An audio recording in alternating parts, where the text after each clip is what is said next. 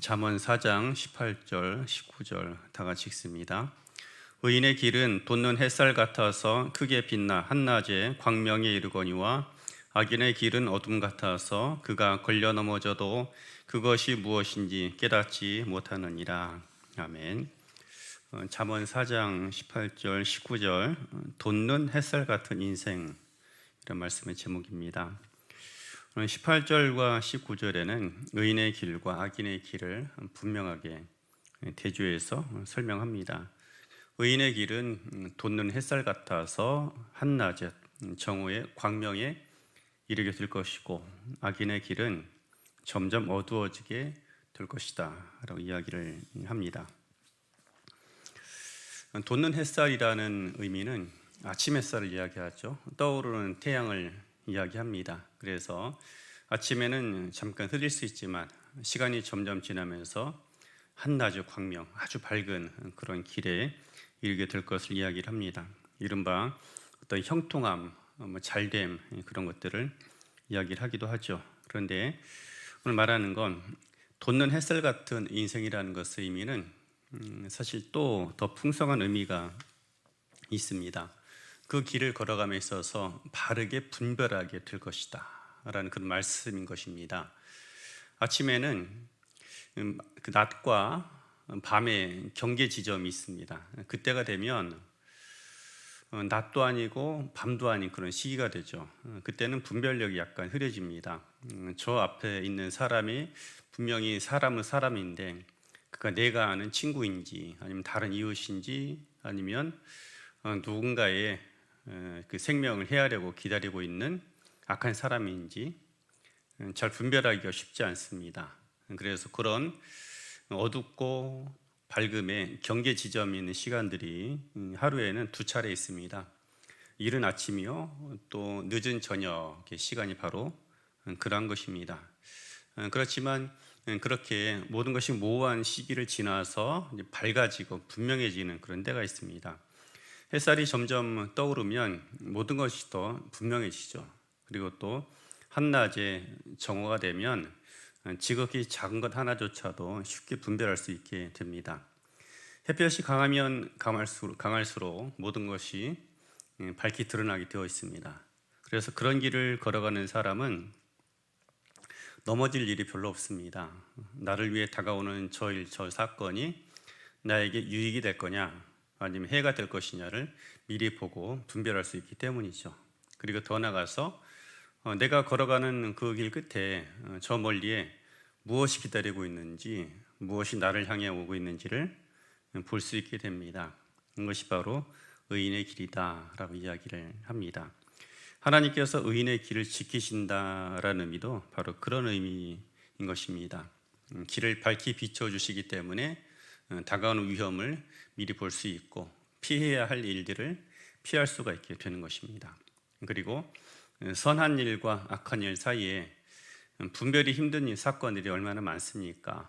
그런데 그 모든 과정 속에서 밝게 분별하게 하는 능력, 은총, 이것이 바로 의인의 길, 진리의 길 위에 있다라고 말씀을 하고 있는 것입니다.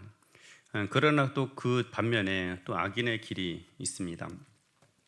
악인의 길은 어둠과 같다. 그래서 그가 걸려 넘어져도 그것이 무엇인지 깨닫지 못한다라고 말합니다. 매우 어두운 길을 이야기를 하죠. 한낮의 광명과는 완전히 대조돼서 가장 어두운 그런 자정의 시간을 이야기를 합니다. 과거에 모세가 이스라엘 백성들을 데리고 출애굽할 때 사건이었습니다. 그때 막바지에 이르러서 흑암의 재앙이 애굽 전역을 뒤덮었던 적이 있습니다. 그때 장면을 이렇게 성경이 말합니다. 얼마나 어두웠는가 하면 더듬을 만한 재앙, 손으로 만질 만한 어둠이었다 라고 말씀을 합니다. 얼마나 어두웠는지 사람 빛 한 점 보이지 않아서 손으로 모든 것을 더듬으며 걸어가야 할 정도로 완전한 칠흑 같은 어둠이었다라는 말씀인 것입니다. 도시에 우리들이 살고 있기 때문에 우리가 이런 더듬을 만한 어둠을 경험하는 것은 쉽지가 않습니다. 그런데 정말 시골에 그 흔한 보안등, 가로등조차 없는 길을 걸어갈 때가 있습니다. 그 순간 하늘에 달도 없고 별도 없는 순간이 되면 정말 더듬을 만한 어둠이 무엇인지를 알게 되죠. 바로 앞에, 한 걸음 앞에 있는 돌부리조차도 보이지 않습니다. 분명히 무언가 내 발이 걸려서 넘어지긴 했는데 도대체 내가 무엇에 걸려 넘어져 있는조차도 알 수가 없는 것이죠. 완전한 흑암, 완전한 어두움을 이야기를 합니다. 악인의 길이 바로 그와 같다라고 이야기를 하는 것입니다. 보통 악인들이 생각할 때 그런 판단을 합니다. 내가 모든 것을 다 통제하고 있다. 내가 하는 길을 내가 잘 알고 있고 무엇이든지 내가 원하는 대로 할 수 있고 얻고자 하는 것을 얼마든지 얻을 수 있다라는 그런 생각을 합니다. 그래서 우리가 앞서 살펴보았던 본문 가운데도 보면 16절에서 그런 악인들을 이렇게 이야기하죠. 그들은 하루에 단 한 번이라도 악을 행하지 않으면 잠자리에 들 수 없고 사람을 넘어뜨리지 못하면 잠이 오지 않는다라는 것입니다. 말하자면 대놓고 포악을 행하고 강포를 행하는 그런 사람들입니다. 자신의 삶에 대해서 얼마나 그 자신감이 있으면 그런 악을 행하며 살아가고 또 악을 밥 먹듯이 그들의 양식으로 삼고 살아가겠습니까? 그만큼 자신의 삶에 대해서 자신들의 판단과 걸어가는 길에 대해서 자신감이 있기 때문인 것이죠. 그런데 그 결말을 무엇이라 말씀하고 있는가 하면 결국에는 넘어지게 될 것이다.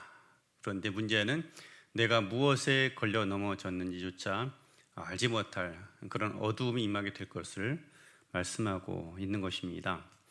나에게 있어서 실패의 원인을 알고 넘어짐의 원인을 알면 다시는 두 번, 세 번의 그런 실수를 반복하지는 않을 것입니다. 그런데 무엇 때문에 내가 실패했는지 또 무엇 때문에 내가 넘어졌는지 그것을 알지 못한다라면 여러 번 같은 우리가 기회를 붙잡는다 할지라도 결국에는 똑같은 결말에 이르게 될 것입니다. 그것이 바로 악인의 길을 이야기하는 것입니다. 악인의 길은 무엇인가 하면 결국에 돌이킴의 기회가 없는 길, 돌이킴의 기회, 재기의 기회가 없는 길이 바로 악인의 길이다라는 말씀을 하고 있는 것입니다. 사람이 살아가는 길은 결국에는 그래서 의로운 길을 걸어갈 것이냐 악인의 길을 걸어가게 될 것이냐 둘 중에 하나를 이야기를 하고 있습니다. 너무 흑백 논리로 두 가지 이론으로 극단적으로 말하고 있는 것처럼 보이지만 성경에서 잠언에서는 분명하게 그렇게 이야기를 합니다. 의인의 길이 있다. 하나님께서 인정하시는 길이 있다. 또 하나님의 분별력, 또 하나님의 통찰하심이 있는 그런 길이 있다라고 말씀을 하고 있습니다. 그리고 한편으로는 악인의 길, 어두움의 길이 있다라는 것입니다.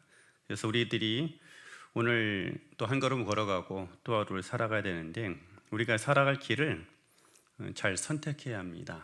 재미있는 것은 처음에는 악인의 길이나 의인의 길이나 그 시작 출발점 자체는 잘 구분이 되지 않는다는 것입니다. 본문에도 보면 의인의 길은 돋는 햇살 같다라고 이야기를 합니다. 그러나 그 반면에 악인의 길은 어두움과 같다라고 이야기를 하는데 이것은 점점점 그 강도가 강해지는 것을 이야기를 합니다. 의인의 길이나 악인의 길이나 첫 출발점은 비슷한 그런 모호함, 분별하기 힘든 것에서 시작을 하죠. 그러나 의인의 길은 걸어가면 걸어갈수록 분별력이 더 강해지는 것입니다. 더 밝아지는 것이죠. 그래서 더 온전해지게 됩니다. 근데 악인의 길은 가면 갈수록 총명이 어두워지게 되는 것입니다.